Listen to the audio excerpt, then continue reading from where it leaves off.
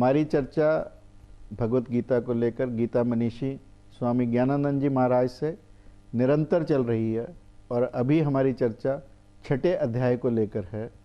महाराज जी छठे अध्याय के 29वें और 30वें श्लोक में भगवान ये कहते हैं कि हे अर्जुन, सर्वव्यापी अनंत चेतना में एक ही भाव से स्थित रूप योग से युक्त हुए आत्मा वाला तथा सब में समभाव से देखने वाला योगी आत्मा को संपूर्ण भूतों में बर्फ में जल के सदृश व्यापक देखता है और संपूर्ण भूतों को आत्मा में देखता है।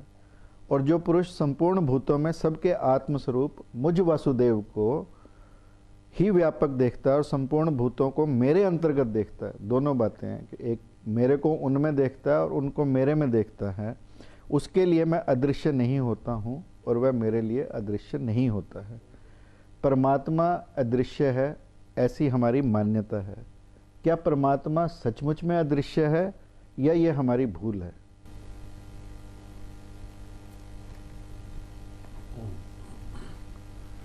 वस्तुतः परमात्मा अदृश्य है नहीं जी।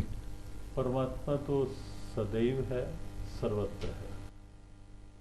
हम कहते हैं महाराज जी ओमनीशेंट के सब जगह है, ओमनी प्रेजेंट, ओमनी पोटेंट, पर क्योंकि हमें दिखाई नहीं देता तो हम सब ये कहते हैं परमात्मा अदृश्य है। तो ऐसे ओमनी पोटेंट, ओमनीशेंट, ओमनी प्रेजेंट को अदृश्य समझना हमारी भूल है या वाक्य में ही परमात्मा अदृश्य है? इसमें जो आपके प्रश्न में दो तीन बातें हैं। जी जी। प्रथम बात तो ये है कि परमात्मा सब में है और सब उनमें है। जी।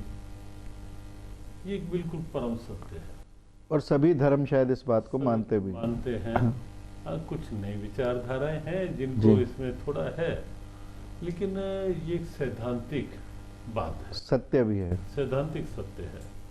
तो इसको आप देखें कि जब सृष्टि नहीं थी जी तो केवल परमात्मा थे जी।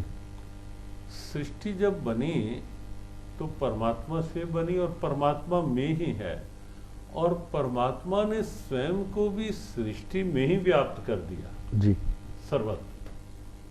और उसमें एक तथ्य ये भी है कि जैसे आप देखें कि कोई पानी का बहुत बड़ा टब है, उस टब में कुछ पात्र रखे हुए हैं, उसमें आप देखेंगे कि पानी कहाँ है, पात्रों में है, पात्र कहाँ है, पानी में है जी। अब दोनों बातें देखें।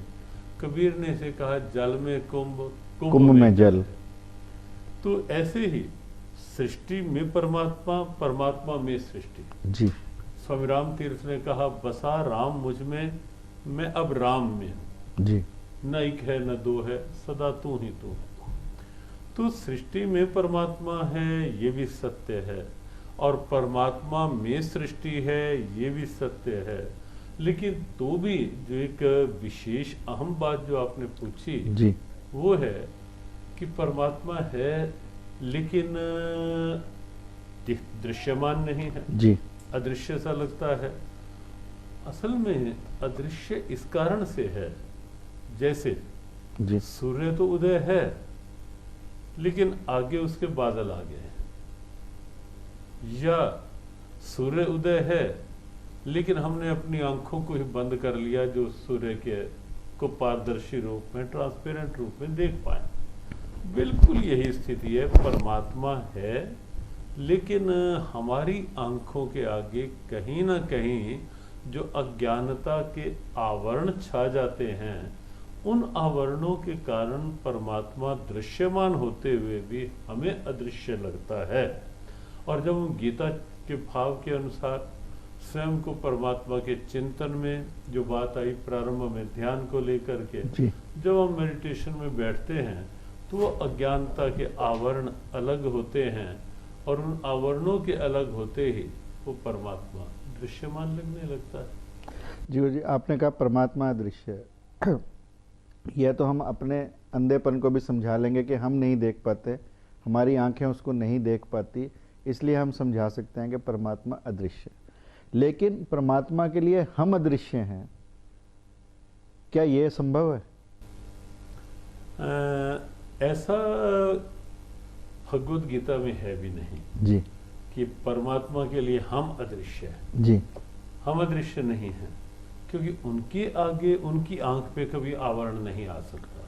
जी आवरण हमारी आंख के आगे है। जैसे बादल हैं तो बादलों ने सूर्य को नहीं ढका, बादल केवल जितनी हमारे सामने हम देख पा रहे हैं वहाँ बादल है, हमें सूर्य नहीं दिखाई दे रहा।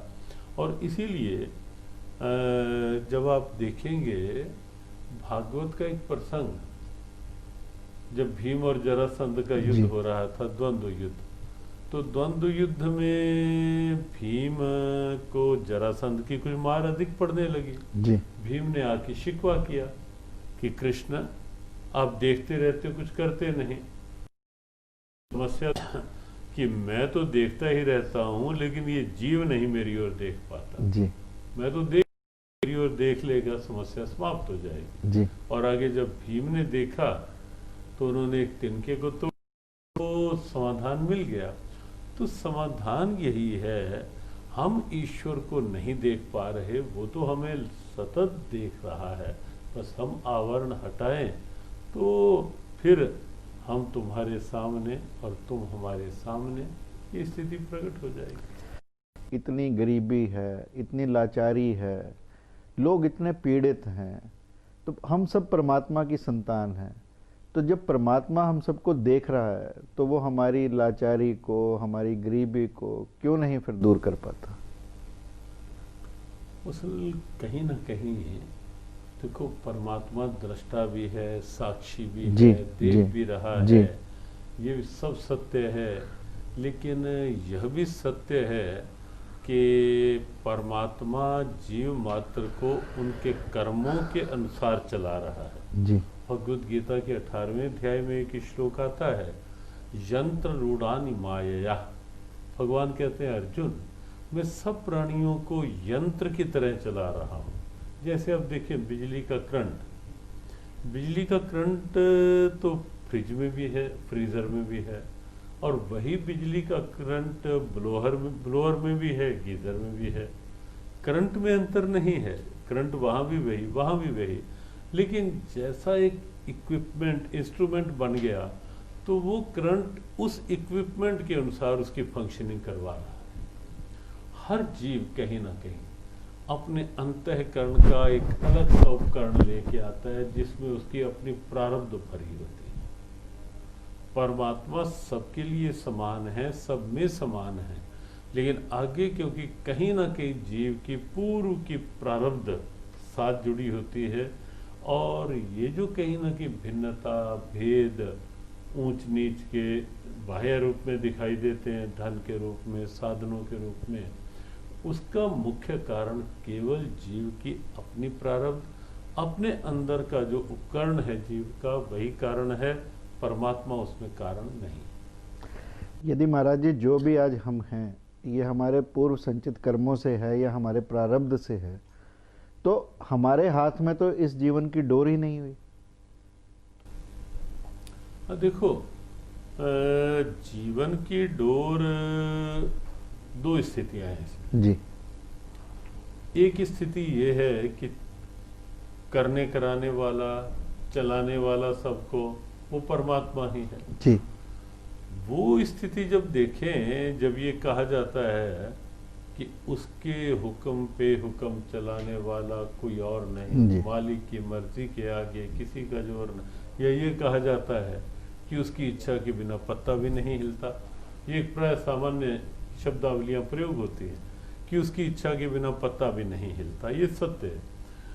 इस स्थिति को यदि हम ऐसे आंकें कि बिना परमात्मा की चेतना के ये जीव कहाँ कुछ कर सकता है। जी जब चेतना हटती है, जी शरीर वही होता है, इंद्रियां वही होती हैं, लेकिन वो निश्चेष्ट हो जाती हैं, जिसे हम डेड बॉडी कह देते हैं, कोई काम नहीं होता। तो यहाँ वो देखें कि बिना परमात्मा की सत्ता के ये ना आंख देख सकती है, ना वाणी बोल सकती है, ना हाथ हिल सकते हैं।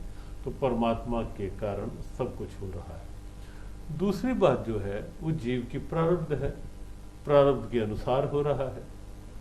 लेकिन दो बातें इसमें भी हैं। एक यह कि प्रारब्ध का निर्माता जीव की कोई और नहीं है। जी जीव की प्रारब्ध का निर्माता जीव स्वयं है। जी अपने भाग्य का, अपनी डेस्टिनी का जीव स्वयं बनाने वाला है।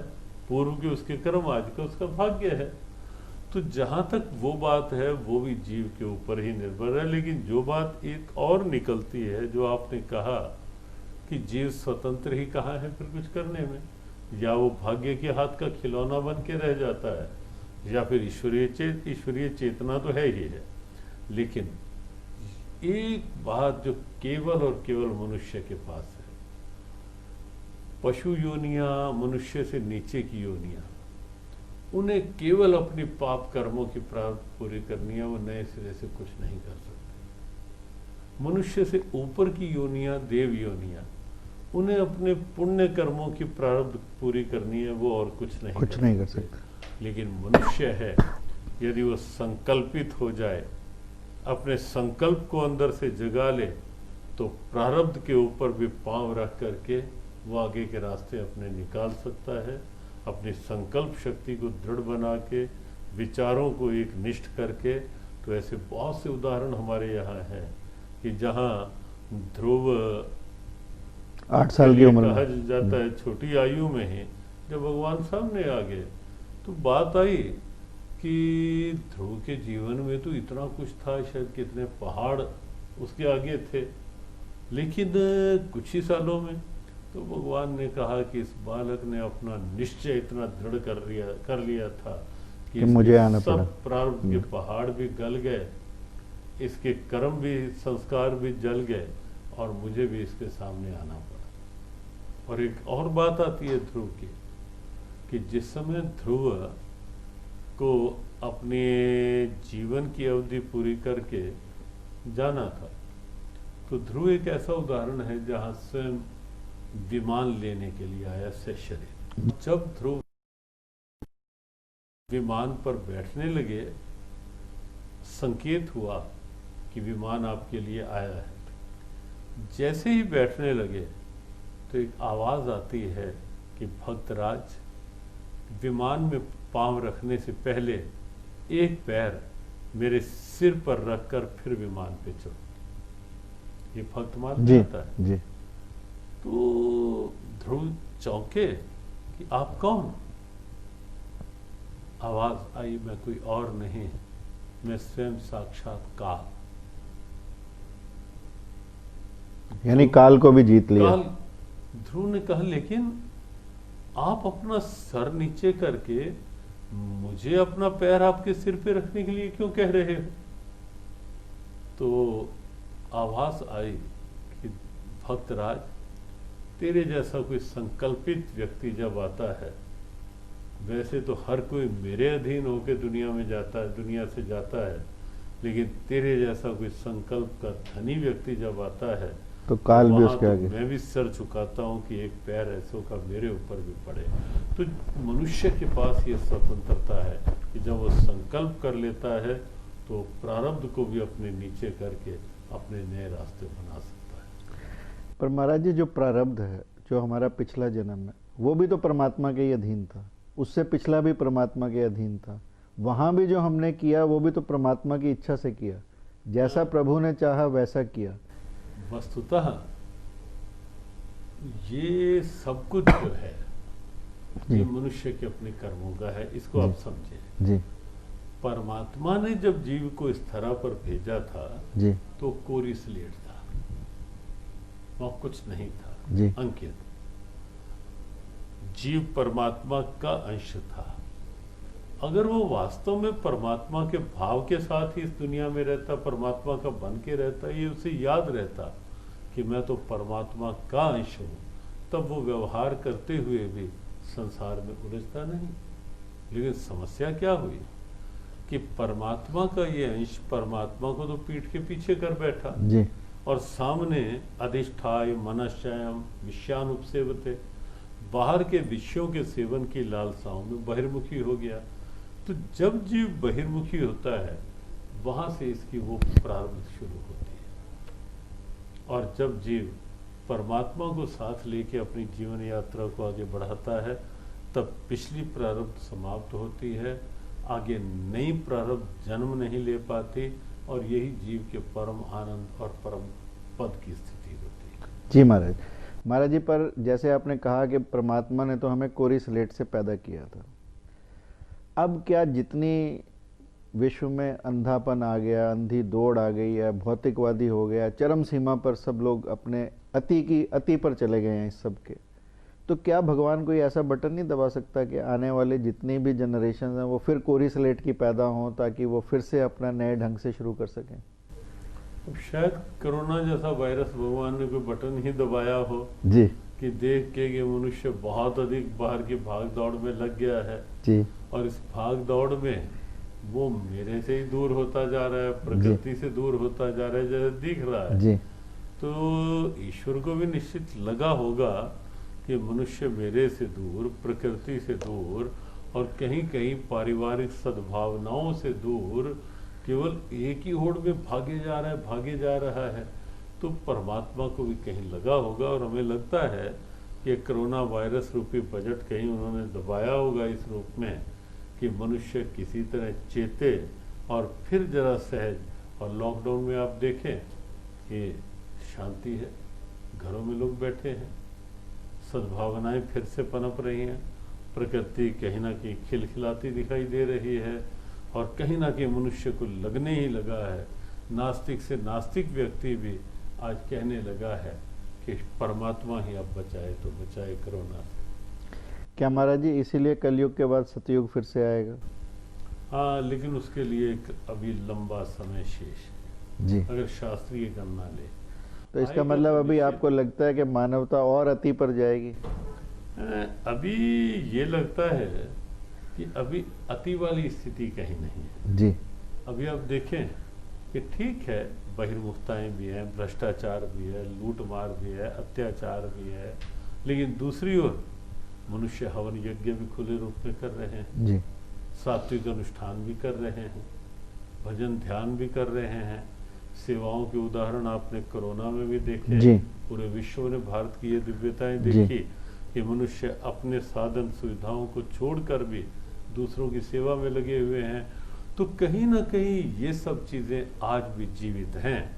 लेकिन आप यदि रावण काल देखें जी, जहाँ अगर एक विभीषण भी पूरी लंका में है तो उसे भी कहीं ना कहीं बंद कमरे में ही राम राम कहना पड़ता है और कमरा खोल के वो राम नहीं कह सकता जी।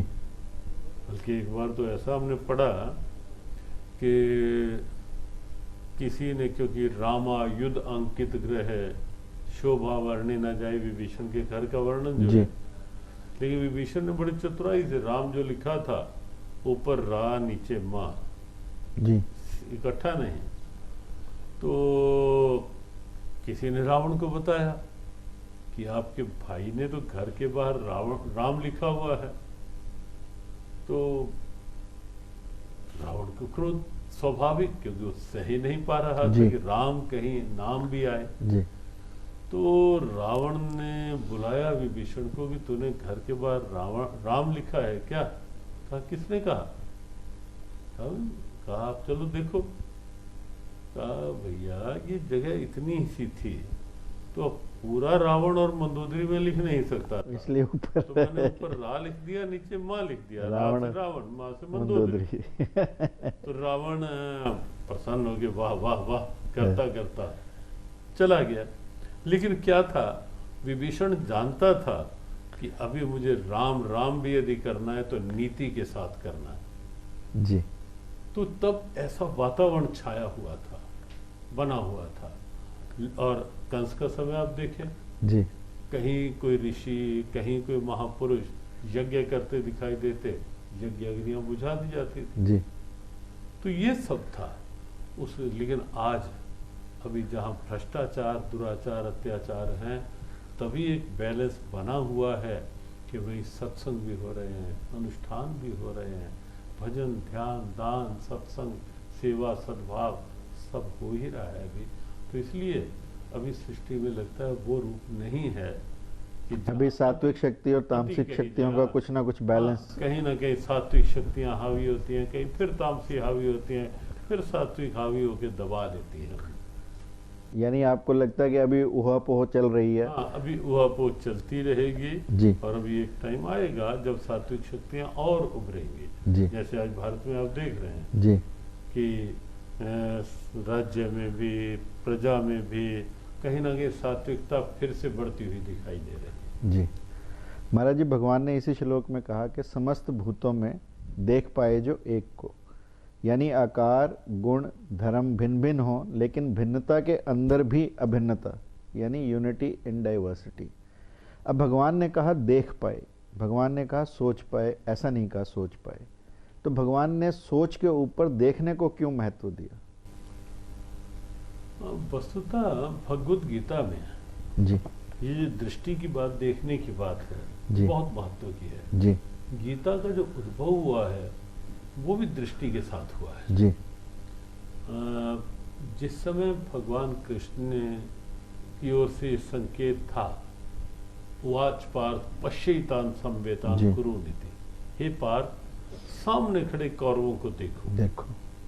और वो देखने की बात भी केवल ये नहीं थी कि इस आंख से देखो, आंख से तो अर्जुन देखते ही है। जी वो बात थी कि अर्जुन के अंदर का मोह जगे और उस मोह के कारण से अर्जुन मोह दृष्टि से देखे, क्योंकि देखती केवल आंख नहीं, ये सत्य है।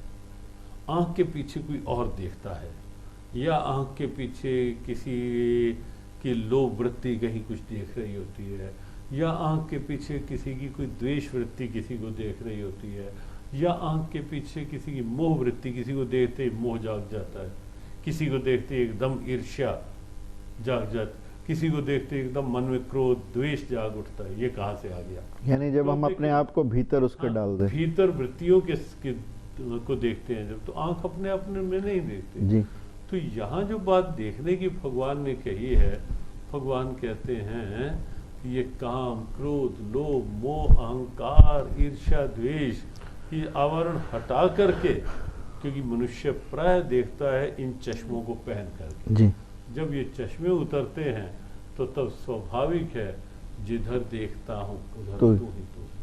तब सब में यह भी देख वह भी देख, देखत देखत ऐसा देख, मिट जाए दुविधा रह जाए एक।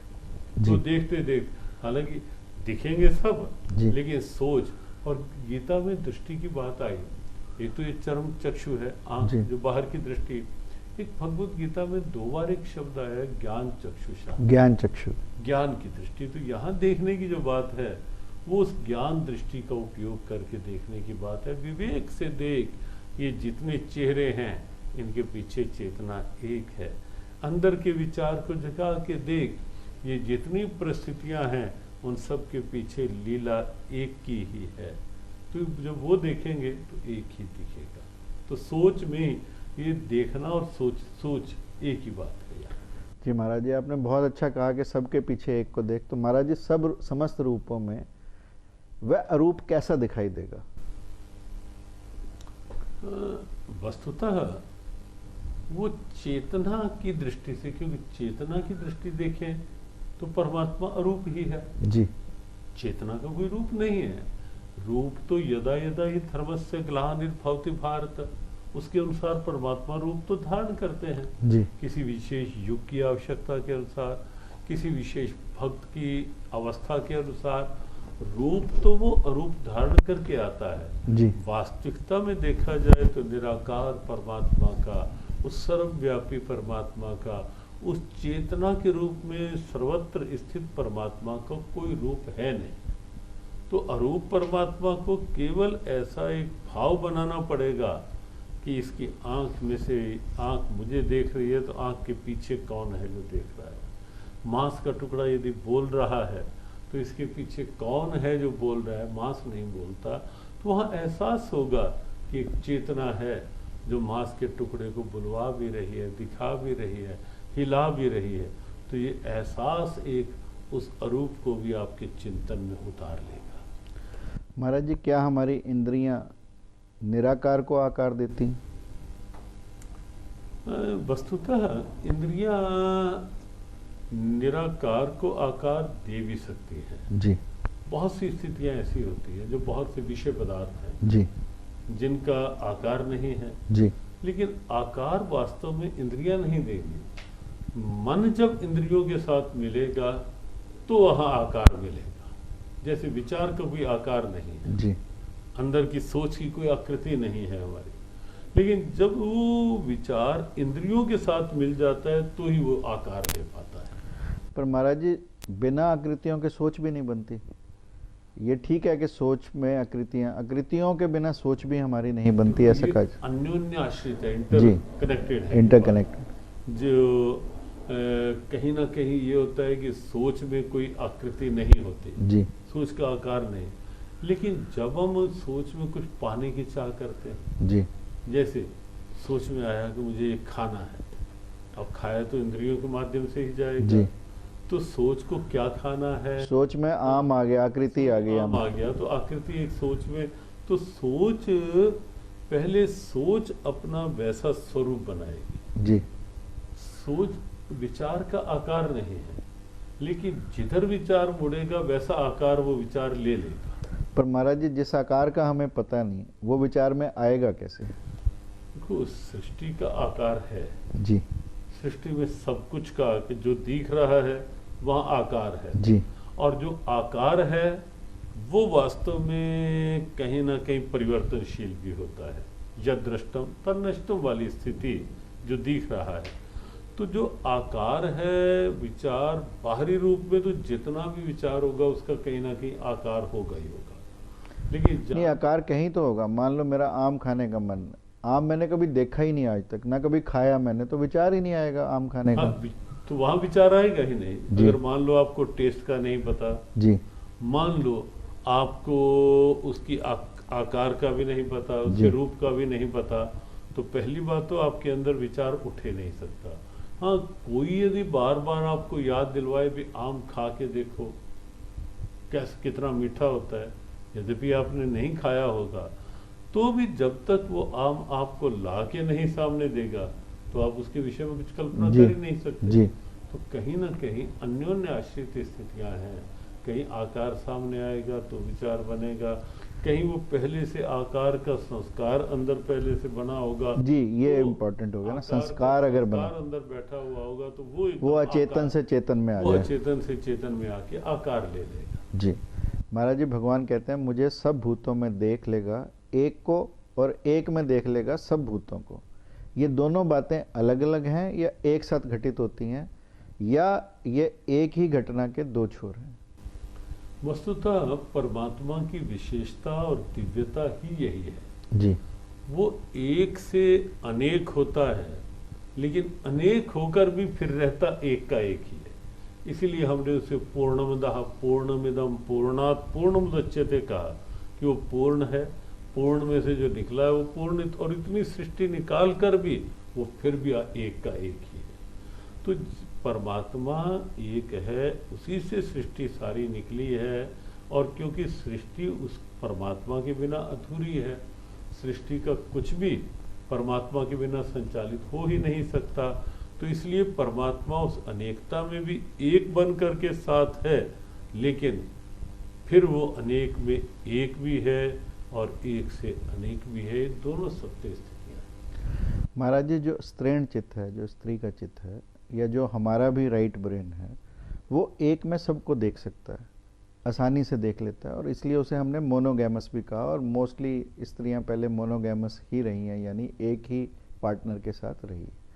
और पुरुष जो है वो इसलिए पॉलीगैमस होता है कि वो अनेक से शुरू करता है और अनेक में एक को देखना चाहता है। वैसे तो अब देखें अपने यहाँ अध्यात्म में भी जी, जितने महापुरुष हुए, जी, जिन्होंने उच्चता पाई, जी, यहाँ तक कि कबीर जैसे महापुरुष हुए जो उस ज्ञान की पराकाष्ठा के महापुरुष रहे, जी, उन्होंने अपने आप को स्त्री भाव में कई जगह प्रस्तुत किया। जी, भाव में स्वयं को प्रस्तुत करके वृंदावन की एक घटना तो प्रसिद्ध है कि मीरा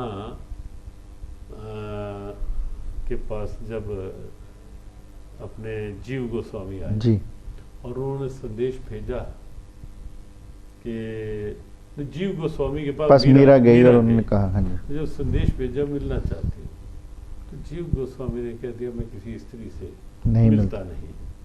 तो मीरा ने झट से संदेश भेजा कि मैं तो मानती थी कि यहाँ तो पुरुष है ही एक कृष्ण, बाकी सब तो स्त्री रूप में ही उसे प्राप्त करते जी, हैं जी। तो यहाँ दूसरा पुरुष कौन आ गया। तो तब वृत्ति की दृष्टि से जब जीव उस अवस्था में उतर के एक बार सोचा, तो तब उनके अंदर का वो स्त्रीत्व भाव जगा, गोपी भाव जगा कि कृष्ण के पाने के लिए गोपी भाव की आवश्यकता है। तो तब उन्होंने मीरा को बुलाया कि ये सोच का अंतर है। तो जो आपने पूछा कि कहीं एक निष्ठा की बात में एक, तो प्रारंभ से ही स्थितियां देखी जाती हैं कि स्त्री के अंदर जो एक निष्ठा होती है वो कहीं दृढ़ता की होती है जी, और पुरुष की जो एक वृत्ति होती है, सोच होती है, वो एक व्यापक सोच के साथ कहीं ना कहीं एक बिखरी सोच, उसको हम एक खाली व्यभिचार की दृष्टि से नहीं जी, ले सकते कि केवल एक ये सोच है व्यभिचार की स्थिति की सोच है। लेकिन पुरुष और प्रकृति को आप गीता में देखें तो वहाँ भी आप देखें भगवान कहते हैं कि पुरुष मैं ही हूँ, जिस एक से सारी प्रकृति अनेकता में निकली है, अनेक प्रकृति निकली है, लेकिन प्रकृति का फिर केंद्र केवल उस एक पुरुष परमात्मा। महाराज दोनों में कुछ स्त्रियों में भी हैं, ऐसा हमारा डीएनए स्ट्रक्चर भी है और ऐसे हम हैं भी। और ऐसा कहा जाता है कि स्त्रियां राइट ब्रेन से ज़्यादा काम करती हैं और पुरुष लेफ्ट ब्रेन से ज़्यादा काम करते हैं, जबकि दोनों हमारे अंदर समाहित हैं, राइट ब्रेन भी है, लेफ्ट ब्रेन भी है, दोनों में है। और ऐसा कहा जाता है कि जो पुरुष में लेफ्ट ब्रेन से राइट ब्रेन का मतलब इमोशनल, हमारे अंदर की जितनी भी भावनात्मक चीज़ें हैं, जो हमारा ईक्यू है वो राइट ब्रेन का फंक्शन है और जो हमारा आईक्यू है वो लेफ्ट ब्रेन का फंक्शन है। स्त्रियां इमोशनल ज़्यादा होती हैं, स्त्रियां कंपैशनेट ज़्यादा होती हैं, संवेदना उनके अंदर ज़्यादा होती है, समानुभूति ज़्यादा होती है। और कहते हैं कि जिस पुरुष में लेफ्ट से राइट शिफ्ट होने लगे वो साधुत्व की तरफ बढ़ता चला जाता है, यानी वो साधु के गुण उसमें आने चले जाते हैं। और जो स्त्री का ब्रेन राइट से लेफ्ट की तरफ शिफ्ट करता जाए उस स्त्री में दुर्गा के, चंडी के गुण ज़्यादा आने लगते हैं, यानी उसमें पुरुषत्व के गुण ज़्यादा आने लगते हैं। तो क्या गीता भी यही कहती है जो आज का मनोविज्ञान कहता है? वो परमात्मा की बनाई सृष्टि में जी, क्योंकि उन्होंने सृष्टि को एक संतुलन के साथ चलाना ही है जी, तो इसलिए कहीं ना कहीं किसी में उन्होंने कुछ कोमलता अधिक भर दी जी, संवेदनशीलता अधिक भर दी जी, और कहीं कुछ कठोरता। प्रारंभिक स्थितियों में देखें हम पुरुष को कहीं ना कहीं, क्योंकि अब आजकल तो थोड़ा वो स्थिति हो गई कि मातृवर्ग महिला वर्ग भी कहीं ना कहीं अब पूरे काम वही करने लगे हैं जी, तो कहीं ना कहीं हो सकता है कि कठोरता उन्हें भी चाहिए, राइट से लेफ्ट की ओर मूव करता हुआ ब्रेन सिस्टम जो है। लेकिन अब देखिए, वैसे देखिए अपनी परंपराओं में जी, तो स्त्रियों में ममत्व है, वात्सल्य है, प्रेम है, करुणा है, मातृत्व, दया है। कि जहाँ मातृत्व है वहाँ ममत्व है जी, जहाँ ममत्व है वहाँ स्वाभाविक ही कहीं ना कहीं कोमलता भी साथ, क्योंकि बिना कोमलता के ममत्व नहीं निभ सकता और बिना ममत्व के मातृत्व कुछ है ही नहीं है जी। तो स्त्री में क्योंकि मातृत्व के साथ ये सब कुछ स्वाभाविक था, तो इसलिए ईश्वर ने सृष्टि की रचना करते हुए ये सब गुण स्वाभाविक ही स्त्री शरीर के साथ साथ दिए। लेकिन पुरुष को क्योंकि व्यापार व्यवस्था भी देखनी है और एक संतुलन भी घर का बनाना है जी। कि मान लो एक स्त्री घर की माता वो अपने मातृत्व धर्म के अनुसार बच्चे को लाड़ प्यार कर रही है, लेकिन पुरुष के अंदर अगर कुछ कठोरता नहीं होगी, अनुशासन मेंटेन नहीं होंगे जी। और आप देखते हैं कि जब तक ये संतुलन बने रहे, ये समन्वयात्मक स्थितियां बनी रही, तब तक कहीं ना कहीं पारिवारिक स्थितियां और बच्चों की स्थितियां भी बड़ी दृढ़ रही। तो जब से कहीं ना कहीं ये स्थितियां थोड़ी अलग हुई एक दूसरे के धर्म को, यहाँ में गीता का एक और भाव स्मरण दिलवाना चाहेंगे जो भगवान ने कहा श्रेयांश स्वधर्मो विगुणः परधर्मात् सनुष्ठिता, कि अपने अपने धर्म में रह करके वो मनुष्य श्रेयस काम है। करेंगे वो श्रेष्ठकर है। जी और जब अपने धर्म को छोड़कर दूसरे के धर्म को अपने ऊपर लेगा तो वो भयावह स्थितियां भयानक भय उत्पन्न करने वाली जी। होगी। तो परमात्मा ने जो सृष्टि बनाई थी वो पुरुष शरीर में कहीं ना कहीं कठोरता भी थी, अनुशासन की व्यवस्था पक्ष को लेकर के कहीं ना कहीं दृढ़ताएं थी कुछ, और स्त्री शरीर में मातृत्व के नाम पर ममत्व, करुणा और ये सब कुछ, वात्सल्य सब कुछ भरा था। लेकिन जब से ये एक दूसरे के गुण इधर से उधर होने लगे हैं तो तब से अब देखें कहीं ना कहीं वातावरण में, पारिवारिक स्थितियों में, सद्भावनाओं में कहीं ना कहीं कमजोरियां आई, सद्भावनाएं कहीं ना कहीं बिखरी है। हाँ, हम ये नहीं कह रहे कि कल को कोई मातृशक्ति ये कहे कि महाराज आप तो मातृशक्ति वुमेन लिबरेशन या वुमेन एम्पावरमेंट के खिलाफ कहीं महिला शक्तिकरण, वुमेन एम्पावरमेंट के खिलाफ, ऐसा कुछ नहीं है। मातृशक्ति को आगे बढ़ने की, और हम तो एक बात बहुत स्पष्ट कहते हैं कि मातृशक्ति को तो जितना सम्मान अपनी परंपराओं में दिया गया है जी। अपने यहाँ तो राम बाद में कहा गया है, पहले सीता कहा गया है, कृष्ण बाद में कहा गया है, राधा पहले कहा गया, गौरी शंकर, और उसमें गौरी शंकर, लक्ष्मी नारायण, ये सब उसी क्रम में है। तो वो भी यहाँ भी एक संतुलन है जी। यहाँ भी आप देखें क्योंकि परमात्मा ने सृष्टि बनानी चलानी है, इसलिए उनके अंदर वो दृढ़ताएं चाहिए। नियम जो आपने पहले प्रश्न किया कि कहीं ना कहीं प्रारब्ध की स्थितियां, तो परमात्मा को वो न्यायवादिता के अनुसार कहीं दृढ़ भी रहना पड़ता है। तो इसीलिए उन्होंने अपना एक अंश ऐसा साथ में ले लिया, राधा के रूप में, सीता के रूप में, गौरी के रूप में, जहाँ मातृत्व हो। अगर आप प्रहलाद चरित्र देखें, ध्रुव चरित्र देखें, माताओं से प्रेरित है कि जहाँ जहाँ ध्रुव के कष्ट देख करके, प्रहलाद को कठोरताओं में देख करके, प्रताड़नाएं देखकर भगवान बिल्कुल सहज हैं, बिल्कुल सहज रहते हैं, क्योंकि उन्हें पता है कि भविष्य में यही इस भक्त की दृढ़ताएं, प्रताड़नाओं में सहन शक्ति, ये भविष्य में बहुत बड़ा संबल बनेगी। लेकिन आप देखेंगे वहाँ कि लक्ष्मी जी बात में भगवान को चेताती हैं कि प्रहलाद कितना कष्ट भोग रहा है, ध्रुव कितनी कष्ट में है, प्रभु आप करते क्यों नहीं। तो वहाँ ममत्व, तो ये जो हमारे यहाँ युगल उपासना का भी क्रम है, वो क्रम भी इन दोनों स्थितियों को मिला के है कि प्रेम, करुणा, संवेदनशीलता, ये एक पक्ष है, लेकिन व्यवस्थाओं की दृढ़ता दोनों मिल जाएंगे तो व्यवस्थाएं और मुस्कुराती दिखाई देंगी। दोनों की भूमिका यानी अपनी अपनी है, और अपनी अपनी भूमिका को अच्छे से निभाना, इस प्रकृति में संतुलन, यानी अपनी अपनी स्ट्रेंथ्स को, यदि स्त्रियों की स्ट्रेंथ ममत्व है, वात्सल्य है, सृजनात्मक शक्तियां हैं, संवेदनशीलता है, करुणा है, अब वो उसे छोड़े नहीं, और वो गुण अगर वो पुरुष में ज्यादा डाल सकें तो शायद, और एक ये भी एक अच्छा अर्थ है उसका जी कि वो अपना प्रभाव इस रूप में डालें कि वो गुण उधर हो। और कहीं ना कहीं जो आज के समाज के अनुसार है कि पुरुषों वाली जो दृढ़ताएं हैं वो आज महिला शक्ति में देखी जा रही है, वो अच्छी बात है, लेकिन ये समन्वय बना रहे, संतुलन बना रहे। तो क्योंकि सृष्टि जो है जैसे रेलगाड़ी दो पहियों पर ही ठीक चलेगी, दो पटड़ियों पर ही ठीक चलेगी, समानांतर पटड़ियाँ, तो ऐसे ही घर परिवार हो, समाज हो, तो दोनों स्थितियां समानांतर यदि बनी रहेंगी साथ साथ, तो व्यवस्था और निखरेगी, अच्छी बनेगी। जी महाराज जी, भगवान कृष्ण की जो सारी पद्धति है वो क्या दृष्टा की है? क्योंकि मैं दर्शक हूँ, मैं दृष्टा हूँ, इसका स्मरण कि मैं देख रहा हूँ, विचारों में तुम्हारे साथ एक नहीं हूँ, तुमसे दूर खड़ा देख रहा हूँ। क्या भगवान कृष्ण हर प्रकार से दृष्टा का कार्य करते हैं? देखो, भगवान कृष्ण का एक साकार रूप यदि हम देखें तो वो एक स्थिति है जी, लेकिन भगवान कृष्ण साकार के साथ एक व्यापक ब्रह्म भी है जी।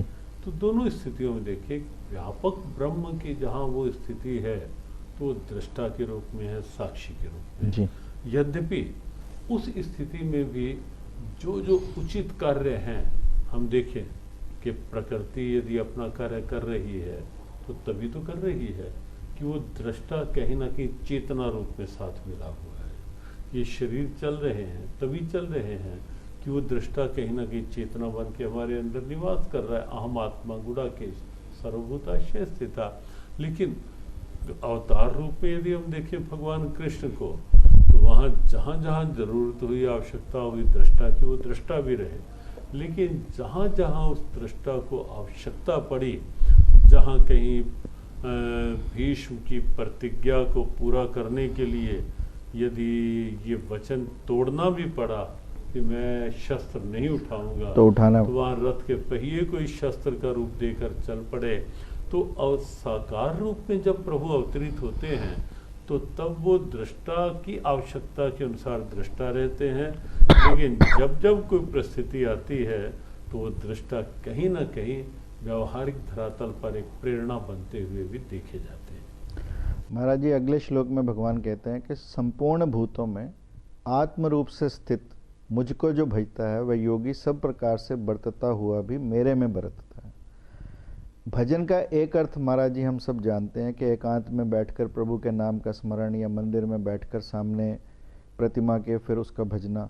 लेकिन भगवान कहते हैं कि जो व्यक्ति समस्त भूतों में मुझको भजता है, इस भजन का क्या अभिप्राय है महाराज? वस्तुतः भजन का एक सहज स्वरूप तो वही है कि जब हम मन परमात्मा में लगाएं, माला से सुमिरन कर रहे हों जी, या उनके नाम का गुणगान कर रहे हों, ये भजन का एक केवल वो पक्ष है जहाँ केवल अध्यात्म है। जी, लेकिन भगवत गीता क्योंकि एक व्यवहारिक धरातल का ग्रंथ है, सबके लिए उपयोगी ग्रंथ है। यदि गीता भजन को केवल वहीं तक मान के चले कि जो एकांत में बैठ के भजन कर रहा है, तो गीता ग्रंथ केवल उन लोगों तक सिमट के रह जाएगा जो कहीं गंगोत्री, बद्रीनाथ, पर्वतमालाओं में बैठ के भजन में मग्न हैं। लेकिन गीता तो ये कहती है कि व्यवहार के धरातल में भी, और व्यवहार के धरातल में क्या है, जब हम ये मान के जिएंगे कि कर्म कर रहे हैं हम, तो हमारे अंदर का ये भाव जगे कि मैं नहीं कर रहा, ईश्वरीय शक्ति से हो रहा है। तो एक भाव बैठ गया कि मैं करता नहीं हूँ, ईश्वर ही करवा रहे हैं। तो ये भी एक भजन है। जब हम कुछ उपयोग कर रहे हैं व्यवहार में, जो हमारे पास है, जो साधन मिला है, जब हम ये मान के, ये सोच के उपयोग कर रहे हैं कि ये सब कुछ प्रभु की कृपा का प्रसाद है, तो वो उसका उपयोग भी एक भजन है। जैसे भोजन हम ले रहे हैं, भोजन एक तो सीधा स्वाद के दिन उठाया खाने लगे, और एक है ये प्रभु का प्रसाद है मेरे लिए, और इसलिए भोग की परंपरा अपने यहाँ है। तो जब हम वो मान के करते हैं भोजन, तो भोजन भी भजन बन जाता है। तो ऐसे ही व्यवहार काल में जब हम प्रभु को साथ अनुभव करते हैं, हर क्रिया में प्रभु के भाव को साथ साथ रखते हैं, तो हर क्रिया अपने आप में भजन बनने लगती है। जी महाराज। महाराज जी 32वें श्लोक में भगवान कहते हैं कि हे अर्जुन, जो योगी अपनी सदृश्यता से संपूर्ण भूतों में सम देखता है और सुख अथवा दुख को भी सब में सम देखता है, वह योगी परम श्रेष्ठ माना गया। समता, समत्व योग की बात कृष्ण ने बहुत की, और इसमें एक छोटी सी बात और कह रहे हैं जो कि बहुत कीमती भी है। वह जो अपने सदृश्य से सब में ही समस्थिति देखता है। जब भी हम दूसरे के संबंध में कोई निर्णय लें, तब सदा अपने सदृश्य से लें, परंतु हम तो इससे उल्टा ही करते हैं कि दूसरा बुराई करे तो बुरा, और हम बुराई करें तो मजबूरी। ऐसा क्यों होता है महाराज जी? ये भगवत गीता का जी बहुत महत्वपूर्ण श्लोक है। जी इसे हमने अष्टादश श्लोकी गीता में, यद्यपि 6ठे अध्याय में जी बहुत श्लोक है महत्वपूर्ण। जी युक्ताहार विहारस्य है, उद्धरेदात्मनात्मानम है, लेकिन बहुत विचार के बाद आत्मोपयन, हमने गीता जी के 6ठे अध्याय का 32वां श्लोक लिया। जी, आत्मपम्येन सर्वत्र समपश्यति यो अर्जुन सुखम वायति वा दुखम सहयोगी परम मत है। ये एक ऐसा श्लोक है गीता का जो अध्यात्म की उच्चता से लेकर के व्यवहार के सामान्य धरातल तक पहुंचता है। जी, ये एक ऐसा श्लोक है गीता का जिसने योगी ही नहीं, परम योगी उसे मान लिया, जो व्यवहार में किसी के सुख को देख करके अपना सुख मानता है, उसे प्रसन्न होता है जी, और किसी को दुखी देख करके उसे अपनी पीड़ा मान मानता करके पीड़ित आहत होता जी। है। तो ये व्यवहारिक धरातल पे पहुंचता है ये श्लोक। जहाँ तक समत्व की बात है तो गीता का बड़ा प्रसिद्ध भाव है समत्वम कि योग सबके उच्यते। अंदर एक ही चेतना है, जो समता है, विषमता में समता, अनेकता में एकता, ये हो ही तभी सकती है जब हम ये मान लेंगे कि जो करंट बिजली का पंखे को चला रहा है वो ही इस ट्यूब की रोशनी बना हुआ है, वो ही इस वीडियो कैमरा के माध्यम से सारा दृश्यांकन ले रहा है, करंट एक ही है। जब हम ये मान लेंगे, ऐसे ही जब ये मान लेंगे कि जो चेतना मेरे शरीर को चला रही है वही चेतना दूसरे शरीर के अंदर भी है, जी, तो ये वो स्थिति आएगी जहाँ सबके अंदर एक ही चेतना। और जब ये स्थिति आएगी तब इंसान कहीं भी दो तीन बातें आएंगी। जी, एक तो तब इंसान पापी से घृणा नहीं करेगा, पाप से घृणा पाप से करेगा। और जब इंसान पाप से घृणा करेगा, पापी से नहीं, तब उसके अंदर की भी जो आपने कहा बुराइयां, कई बार हम दूसरे पे थोपते हैं या अपनी अच्छाई को, तो तब अपने अंदर भी निश्चित लगने लगेगा कि उसकी जो पाप है, बुराई है, उसके कारण से उसकी ये स्थिति हुई है, तो मेरे में ये बुराई नहीं है। जी, तब इंसान अपनी बुराइयों को देखेगा, दूसरे की बुराई को नहीं।